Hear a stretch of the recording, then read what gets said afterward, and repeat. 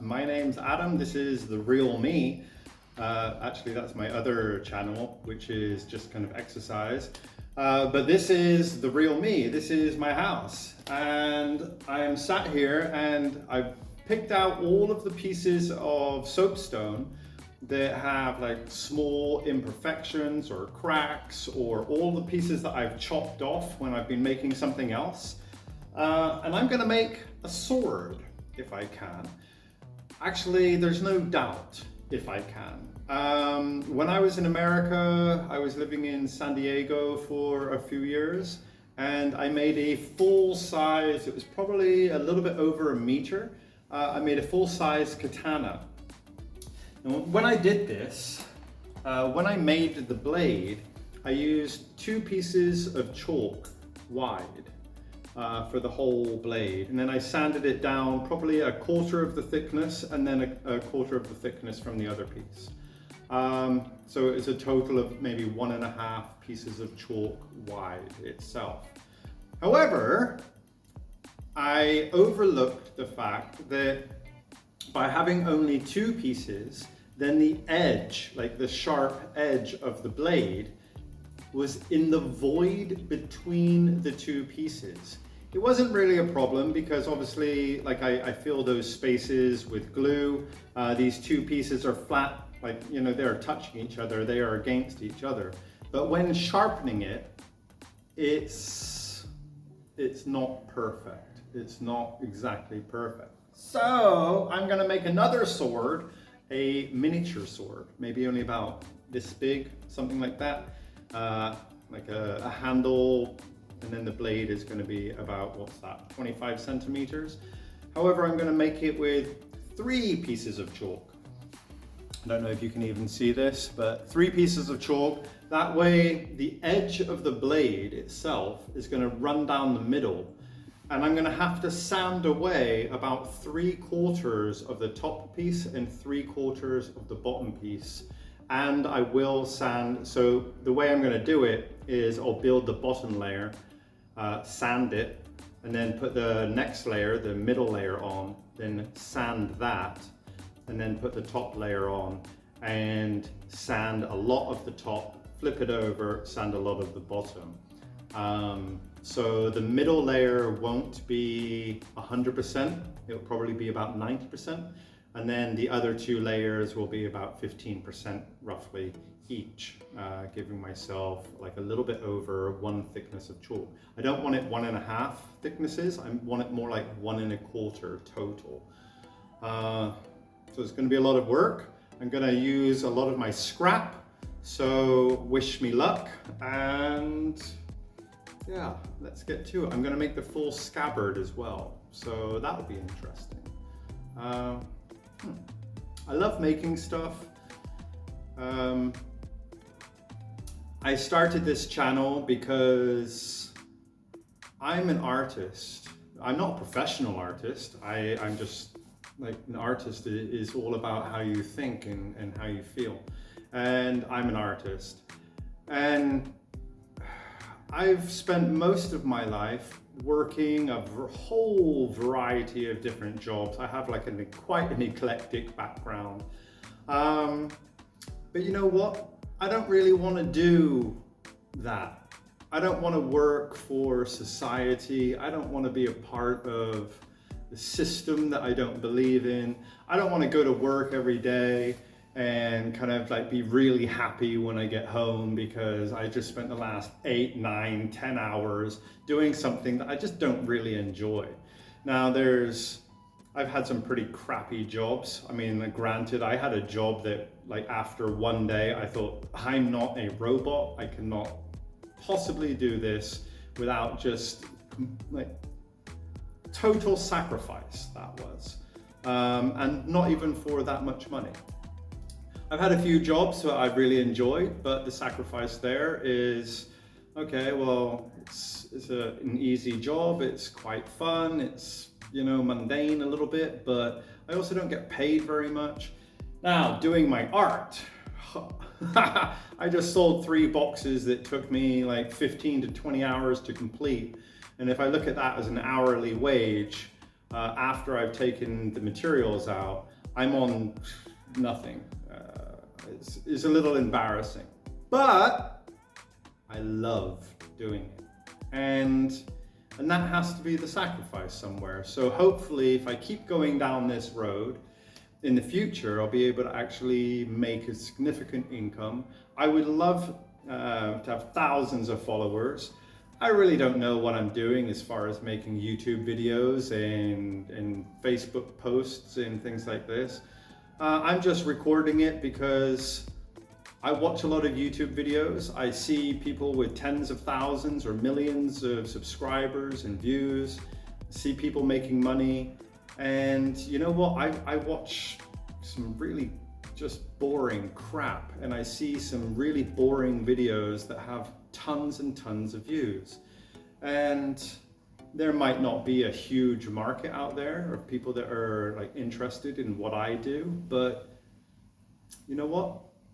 I love what I do, and I'm going to do what I do, and I'm going to try to make that make me money. I am also an online tutor. I was working in a school for a couple of years, or for about 5 or 6 years actually. But yeah, this is me. My name's Adam. You can find me on The Real Me.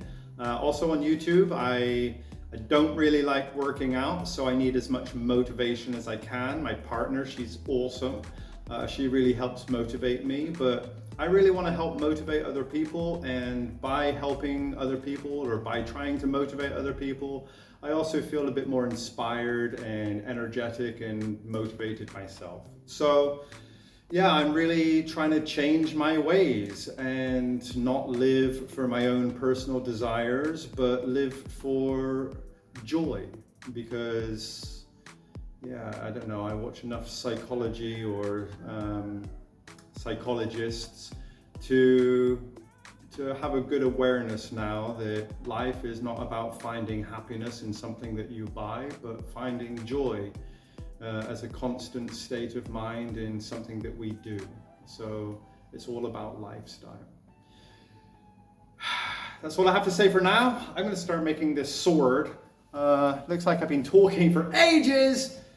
Thank you very much for listening. If you actually listened, if you didn't, then I guess you're not going to hear this anyway, so I'm only saying thank you to those of you that have actually made it this far in the video. Let's make some magic. Move the camera down. So I got a bunch of pieces here. This is just how I was laying them out. Get an idea in my mind on what I'm going to do underneath. So I'm going to do a lot of pieces this way. Bottom layer like this. Top layer like this. Middle layer like this. And the reason for that is because the blade runs this way. If I have the middle layer here, then it shouldn't go through too many pieces for the sharp edge. It should go through, say, this piece and then transition to the next piece over. So maybe only 1, 2, 3, or 4, maybe 5 different pieces instead of, well, like 5, 10, 15, 20, or something like that. So what I need to do is, this is going to be roughly how I want the sword. I spent 10 seconds drawing that out already. Now all I have to do is put these pieces covering it, put a dab of glue all the way down, make sure they're all flat. Then I'm going to give it a sand so the surface is nice and smooth. Put the next layer on, sand, nice and smooth. Next layer, sanding, sanding, sanding, sanding. Then I'll carve it back, and I guess you can follow the progress from there, right? Hi, my name's Adam. Add more glue.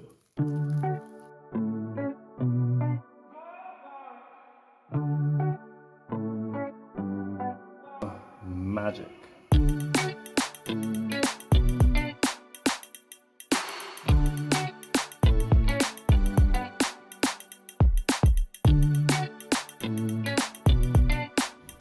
I like this piece.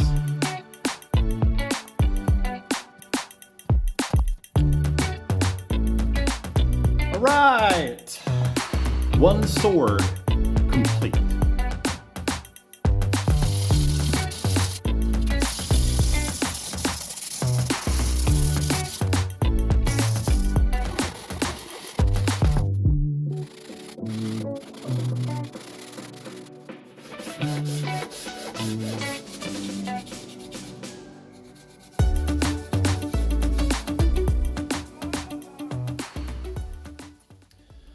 Well, I've been out here for so long that the sun is now in a different position, but I have sanded it all the way down to this. It's still not perfect. I got a bit of sanding to do from the sides, and there's a couple of slightly wider spots. There's a little wider bit here, and there isn't actually a little bit wider down here. I've just started putting in my, I think they call it a blood groove. So I'm gonna have a groove all the way down here on both sides. I had a sword when I was living in America, and one of the favorite parts of that sword was on the back right here. There was a perfect little diamond, like a diamond shape. So I'm gonna replicate that. So I'm gonna have a diamond here, and then it will go kind of smooth and round down the rest of the back of the blade. So right now, really happy with the progress. Very small. Obviously, like I said before, it's not going to be full size. I've made a full size one before. Took a lot of time, a lot of effort. When I was originally making the blade, I had sanded too hard and I snapped the blade in half. So after like 10 hours of work, or maybe like 5 or 6 hours of work, I had to throw that to the side and start again. So this time I am being very, very careful to not apply too much pressure. This is, after all, chalk. We call it soapstone, but it's very, very soft material. So if I wanted to, I could just slap this against my hand, and psh, done. But I'm not going to do that. But I'm really looking forward to the finished product. Let me know in the comments, do you like my hat?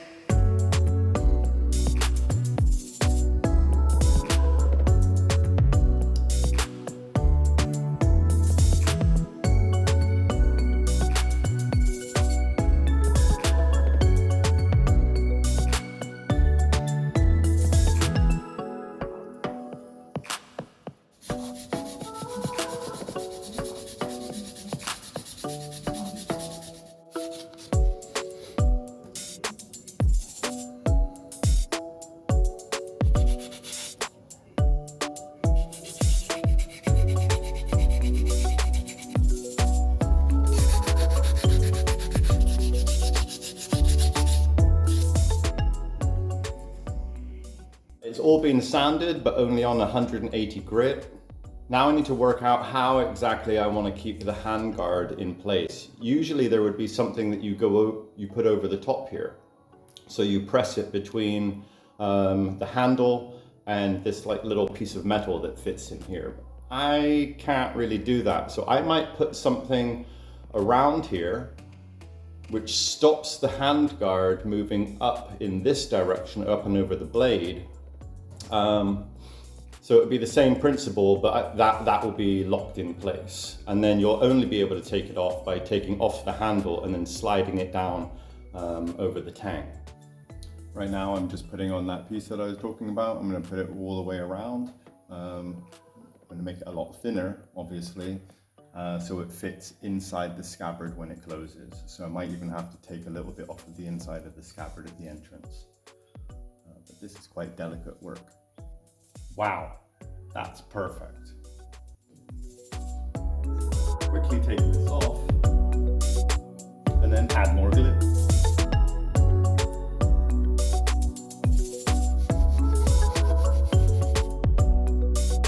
So those of you that know me know that this is my favorite part. Spraying it. You really get to see the colors come out right here.